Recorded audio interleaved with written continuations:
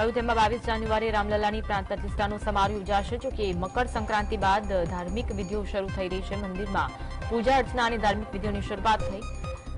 રામલલાની બાળ સ્વરૂપની મૂર્તિને આજે ગર્ભગૃહમાં સ્થાપિત કરાશે. અયોધ્યામાં 3 સ્થળો પર આવી મૂર્તિઓ સ્થાપિત કરાશે. આ 3 મૂર્તિઓમાંથી એક મૂર્તિની પસંદગી કરાઈ છે. 16 જાન્યુઆરીએ મૂર્તિઓની ધાર્મિક વિધિઓ શરૂ થશે. જાણીતા શહેર મુનવ્વર રાણાનું 71 વર્ષની વયે હાર્ટ એટેક આવતા નિધન થયું. તેઓ કેટલાક દિવસથી બીમાર હતા. લખનૌની પીજીઆઈમાં તેમની સારવાર ચાલતી હતી. 9 જાન્યુઆરીએ સ્વાસ્થ્ય બગડતા તેમને આઈસીયુમાં દાખલ કરવામાં આવ્યા હતા. ન્યૂઝ એજન્સી અનુસાર મુનવ્વર રાણાની દીકરી સુમૈયાએ જણાવ્યું કે તેમના પિતાનું રવિવારે મોડી રાત્રે હોસ્પિટલમાં નિધન થયું. સોમવારે તેમની દફનવિધિ કરવામાં આવશે. મુનવ્વરના પરિવારમાં તેમના પત્ની, 4 દીકરી અને 1 દીકરો છે. દેશના ઉત્તરીય વિસ્તારોમાં કડકડતી ઠંડી યથાવત છે. છેલ્લા ઘણા દિવસોથી સમગ્ર ઉત્તર ભારતમાં ગાઢ ધુમ્મસની ચાદર જોવા મળી રહી છે, જેના કારણે તાપમાનમાં સતત ઘટાડો થઈ રહ્યો છે. પંજાબ, હરિયાણા, રાજસ્થાન, ઉત્તર પ્રદેશમાં ઘણા ભાગોમાં ઠંડા દિવસથી ગંભીર ઠંડા દિવસની સ્થિતિ પ્રવર્તી રહી છે. તે જ સમયે ધુમ્મસને કારણે વિઝિબિલિટી ખૂબ ઓછી છે, જેની અસર ટ્રાફિક પર દેખાઈ રહી છે. તો ધુમ્મસના કારણે ફ્લાઇટને પણ અસર પડી છે.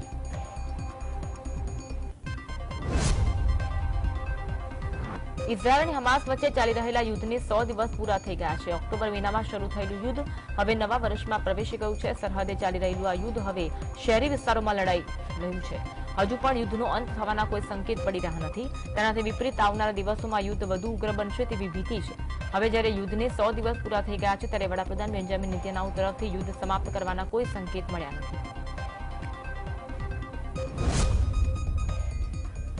કોંગ્રેસ પાર્ટીએ રાહુલ ગાંધીની આગેવાનીમાં મણિપુરના ઇમ્ફાલથી ભારત જોડો ન્યાયયાત્રાની શરૂઆત કરી. આ યાત્રા હેઠળ રાહુલ ગાંધી 6000 કિલોમીટરથી વધુની મુસાફરી કરવાના છે. આ યાત્રા વિશે વાતચીત કરતા કોંગ્રેસ પાર્ટીના નેતા અધીર રંજન ચૌધરીએ જણાવ્યું, મકર સંક્રાંતિના પવિત્ર અવસર પર ન્યાય મેળવવા માટે આ યાત્રાની મણિપુરથી શરૂ થઈ રહી છે. રાહુલ ગાંધીના નેતૃત્વમાં યાત્રા પૂર્વથી પશ્ચિમ મણિપુરથી મુંબઈ સુધી જશે. યાત્રા સફળ કે અસફળ થશે એ વાત અલગ છે, પરંતુ આ વિચારધારાની લડાઈ છે.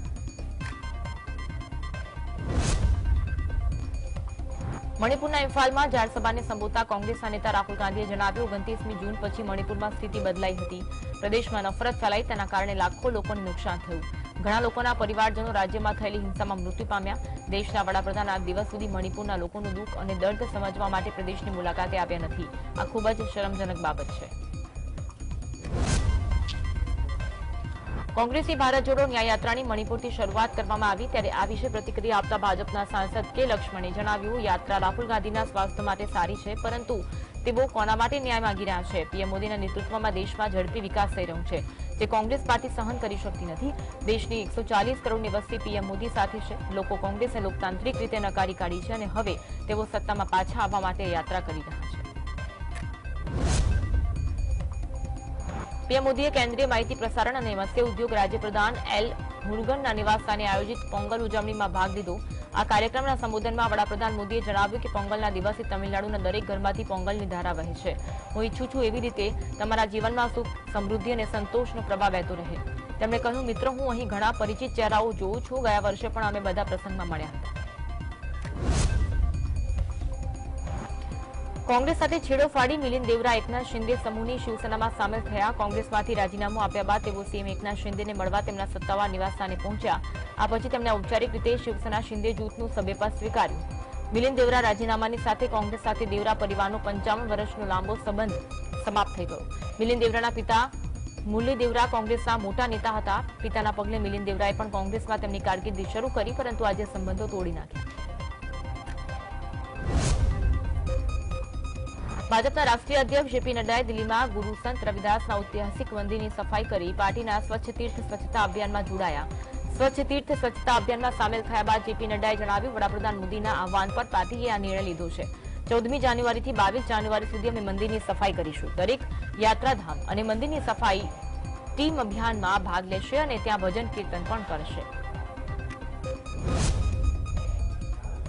મહારાષ્ટ્રના નેતા મિલિંદ દેવરાના રાજીનામા વિશે પ્રતિક્રિયા આપતા કોંગ્રેસ પાર્ટીના નેતા આચાર્ય પ્રમોદ કૃષ્ણવે જણાવ્યું, પક્ષમાં કેટલાક એવા લોકો પણ સામેલ થઈ ગયા છે જેઓ સત્ય સાંભળવા માંગતા નથી અને સનાતન ધર્મ કે પ્રભુ રામનું સમર્થન કરતા નથી. ભગવાન રામ, સત્ય અને વાસ્તવિકતા વિશે વાત કરનારા લોકો કોંગ્રેસમાંથી ધીરે ધીરે દૂર થઈ રહ્યા છે. મિલિંદ દેવરાનું રાજીનામું ખૂબ જ દુર્ભાગ્યપૂર્ણ છે. હું ભગવાનને પ્રાર્થના કરું છું કે કેટલાક લોકોની ભૂલોના કારણે આખી પાર્ટીને નુકસાન ન થાય. અયોધ્યામાં 22મી જાન્યુઆરીના રોજ રામ મંદિરનું પ્રાણ પ્રતિષ્ઠા કાર્યક્રમ યોજવામાં આવશે. જોકે ત્યાર પછી દરરોજ લાખોની સંખ્યામાં શ્રદ્ધાળુઓ આ પાવન ધામની મુલાકાત લેશે તે શક્યતાને ધ્યાનમાં રાખી અનેક તૈયારીઓ કરવામાં આવી.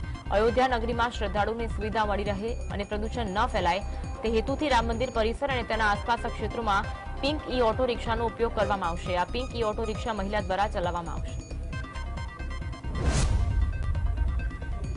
અયોધ્યામાં 22મી જાન્યુઆરીના રોજ રામ મંદિરનું પ્રાણ પ્રતિષ્ઠા કાર્યક્રમ છે અને આ અવસરે અનેક મહાનુભાવોને હાજર રહેવા માટે રામ મંદિર જન્મભૂમિ ટ્રસ્ટ તરફથી આમંત્રણ આપવામાં આવ્યું.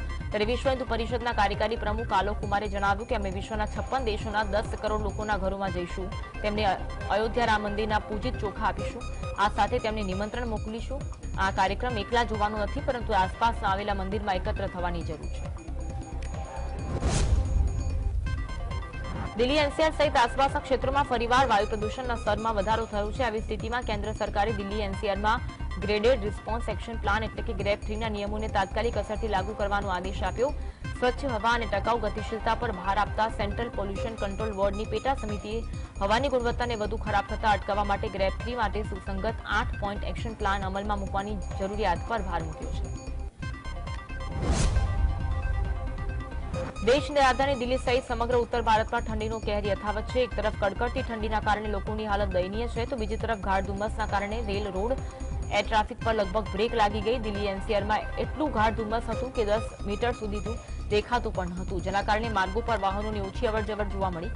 હવામાન વિભાગે જણાવ્યું આગામી કેટલાક દિવસો સુધી ઠંડીથી રાહત મળવાની કોઈ સંભાવના નથી. જમ્મુ કાશ્મીરના શ્રીનગરમાં છેલ્લા 2 દાયકામાં જાન્યુઆરી મહિનામાં સૌથી વધુ તાપમાન છે. આ રીતે કાશ્મીરમાં હવામાનની પેટર્નમાં ઘણો ફેરફાર થયો છે. જાન્યુઆરીમાં હિમવર્ષા આશ્ચર્યજનક રીતે 100% સુધી ઘટી ગઈ છે. કાશ્મીરના મેદાની વિસ્તારોમાં હિમવર્ષાના અભાવ અને લાંબા સમય સુધી સૂકા હવામાનના કારણે ઘાટીમાં તાપમાનમાં વધારો થયો.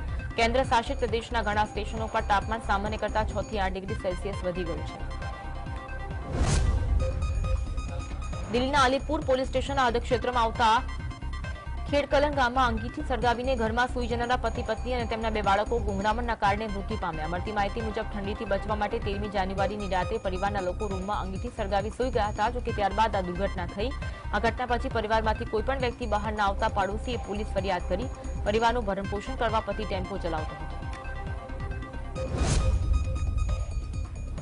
પાટણના સમીનગરમાં જૈન સમાજના સાધુ મહારાજ સામે અસામાજિક તત્વોએ કાંકરી ચાળવાનો પ્રયાસ કર્યો. સમીનગરમાં જૈન સમાજની શોભાયાત્રા દરમિયાન બોલાચાલી થઈ. જોકે પોલીસે ઘટના સ્થળે પહોંચી બંને યુવકોને રાઉન્ડ અપ કર્યા તેમજ સમી પોલીસ સ્ટેશને લઈ જવાયા. બંને યુવકોએ સાધુ મહારાજની માફી માંગી હતી.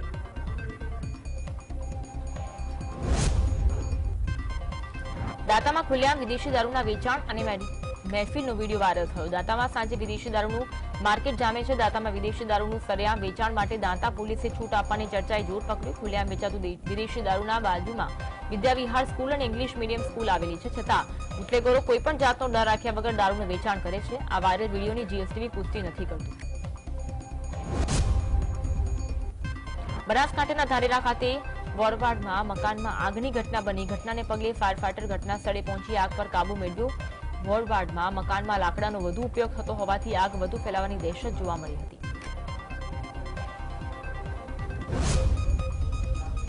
જેતપુરના નવાગઢ વિસ્તારમાં પતંગ લૂંટી રહેલા બાળકને કારે અડફેટે લેતા ઇજાગ્રસ્ત થયો. બાળકને સારવાર અર્થે જેતપુર સરકારી હોસ્પિટલ ખસેડાયો. ત્યારબાદ બાળકને ગંભીર હાલતમાં વધુ સારવાર અર્થે જૂનાગઢ ખસેડવામાં આવ્યો. જૂનાગઢના બાપોદરા ગામની વિદ્યાર્થીનું પ્રવાસ દરમિયાન જૂનાગઢ સૂરજ ફન વર્લ્ડમાં વોટર સ્લાઇડના દોરડામાં પગ ફસાઈ જવાના કારણે મોત થયું. સૂરજ ફન વર્લ્ડના સંચાલકોએ દાવો કર્યો કે વિદ્યાર્થીની બાથરૂમ જઈ રહી હતી તે દરમિયાન આ ઘટના બની હતી. જેતપુરના નવાગઢ વિસ્તારમાં ચાઇનીઝ દોરીથી યુવકનું ગળું કપાયું. યુવક બાઇક પર પસાર થઈ રહ્યો હતો તે દરમિયાન આ ઘટના બની. ઉત્તરાયણનો પર્વ હોય ત્યારે પતંગબાજો ચાઇનીઝ દોરીનો ઉપયોગ કરતા હોય છે, જેના કારણે નિર્દોષ લોકો ભોગ બને છે. યુવકને દોરીને પગલે ગંભીર ઈજા પહોંચી, જેના કારણે યુવકને સારવાર અર્થે હોસ્પિટલ ખસેડવામાં આવ્યો હતો. મહેસાણાના ખેરાલુના મોટી હિરવાણી ગામના 10 વર્ષીય બાળક પતંગ લૂંટવા જતા મોતને ભેટ્યો. વિગત અનુસાર બાળક પતંગ લૂંટવા જતા કૂવામાં પડ્યો, જેના કારણે બાળકનું મોત થયું. ઉત્તરાયણ પૂર્વે બાળકના મોતના પગલે પરિવારમાં શોકની લાગણી ફેલાઈ હતી. સુરતના પાંડેસરા વિસ્તારમાં બાઇક પર જતા રાહદારીને દોરી વાગતા ઇજાગ્રસ્ત થયા. ઇજાગ્રસ્ત 51 વર્ષીય કૃષ્ણ મોહન નામના વ્યક્તિને દોરી વાગતા સારવાર માટે હોસ્પિટલ ખસેડવામાં આવ્યો. બીજી તરફ પતંગ પકડવા જતા અલગ અલગ 5 વ્યક્તિઓને નાની મોટી ઇજા થતા સારવાર માટે સિવિલ હોસ્પિટલ ખસેડવામાં આવ્યા હતા. ઉત્તરાયણના કમૂરતા ઉતરતા રાજકોટ જિલ્લા કોંગ્રેસમાં મોટું ભંગાણ સર્જાવાની શક્યતા. કદાચ ગોંડલ અને કોટડા સાંગલી તાલુકામાં કોંગ્રેસ કોઈ અસ્તિત્વ જ ન રહે તેવી સ્થિતિ સર્જાઈ શકે છે. જિલ્લા પંચાયત વિપક્ષી નેતા અર્જુન ખટારિયા, કોંગ્રેસ ઓબીસી સેલના મંત્રી મુકેશ દેથલિયા સહિતના આગેવાનો કોંગ્રેસ છોડી છે. હવે તેઓ ભાજપનો કેસર કરશે. આગામી 16 જાન્યુઆરી લગભગ 5 બસો ભરી રાજકોટ જિલ્લા કોંગ્રેસના કાર્યકરો કમલમ પહોંચશે અને ભાજપનો કેસ ધારણ કરે તેવી શક્યતા છે. પંપા સરોવર ખાતે મહારાષ્ટ્રના આદિવાસી જિલ્લાઓમાં ભીલ તડવીમાંથી મુસ્લિમ બનેલા પરિવારોએ ઘર વાપસી કરી. મુસ્લિમ બનેલા પરિવારે સાધુ સંતોની હાજરીમાં હિન્દુ સનાતન ધર્મ સ્વીકાર્યું. મહારાષ્ટ્રના પાચુરા અકોલા તાલુકાના ભીલ તડવી સમાજના પરિવારોએ મુસ્લિમ ધર્મ અંગીકાર કર્યો હતો. ધર્મ પરિવર્તન કરનાર વ્યક્તિનું મુસ્લિમ નામ કમરુદ્દીન હતું. નામ બદલી હિન્દુ નામ ધારણ કર્યું છે. પ્રભુ શ્રીરામ અને માતા સબરી મિલન દિવસની ઉજવણી નિમિત્તે પંપા સરોવરથી શબરીધામ સુધીની ભવ્ય શોભાયાત્રા યોજાઈ.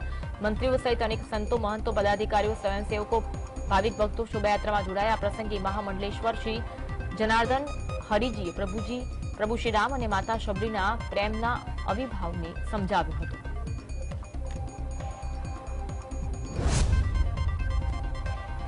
દ્વારકાના આહિર સમાજ વાડી ખાતે ચાલી રહેલા ભાગવત કથામાં બાગેશ્વર ધામના ધીરેન્દ્ર શાસ્ત્રીએ હાજરી આપી. ધીરેન્દ્ર શાસ્ત્રીએ જણાવ્યું, દ્વારકાધીશના સાક્ષાત દર્શન થવાનો અહેસાસ થયો.